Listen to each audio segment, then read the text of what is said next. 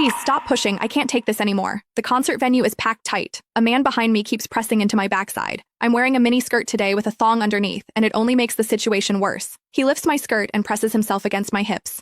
As the atmosphere heats up, someone in front of me slams into me and I stumble back a step. My body stiffens as I feel like something just slid inside me. My name was Mandy Cox, and I was a die-hard fangirl. I wanted a celebrity to notice me, so I dressed for attention. I wore heavy makeup and made sure nothing about me went unnoticed. My low-cut top revealed a wide stretch of skin, and my chest bounced with every step. I paired it with a mini skirt that barely covered my thighs and sexy white stockings which hugged my legs. But when I arrived, reality hit. The concert venue was packed so tightly I couldn't move, and the crowd swallowed me whole. The celebrity was never going to notice me. I craned my neck and shouted, "Darling, take me." I never imagined that line would draw the wrong kind of attention. Instead of the celebrity, it caught a filthy creep. After I shouted it, I became aware of a man behind me, repeatedly bumping into me. At first, I brushed it off. In a crowd that dense, accidental contact was easy to explain, but the feeling wouldn't go away. Something hard kept pressing against my butt from behind. I assumed I'd accidentally backed into his hand where it rested behind me, so I turned and offered a polite apology. "Sorry, I didn't mean to bump into you." He paused, then flashed a leering smile and said, "It's okay, I don't mind." When I turned back toward the stage, I felt him press against me again, more deliberate than before. I kept my attention on the celebrity on stage and shut him out. The man became increasingly brazen,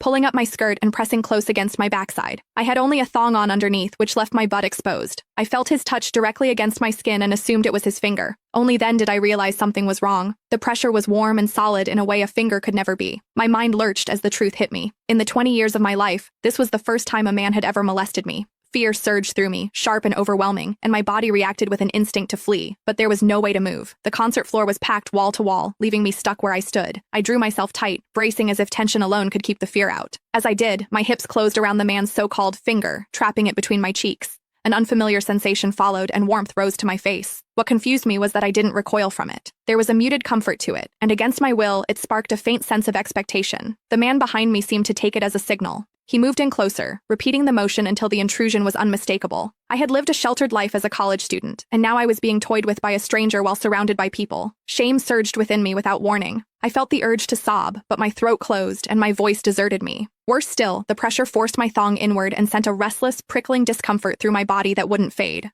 A quiet, involuntary sound escaped me, and the embarrassment followed instantly. I gathered myself and strained to suppress it, holding it down until my throat tightened. The blaring music and the screams around me drowned everything out. With every eye fixed on the stage, no one was aware of what was happening to me. At the same time, the intensity continued to rise, touching something deep inside me. I bit down on my lip as cold sweat traced my spine. My awareness was tipping back and forth between humiliation and a pleasure I couldn't bring myself to name. I knew I couldn't take it anymore if it continued, so I turned sharply to face the man behind me. "Please, stop pushing. I can't take." Click the link in my bio to get the full story for free.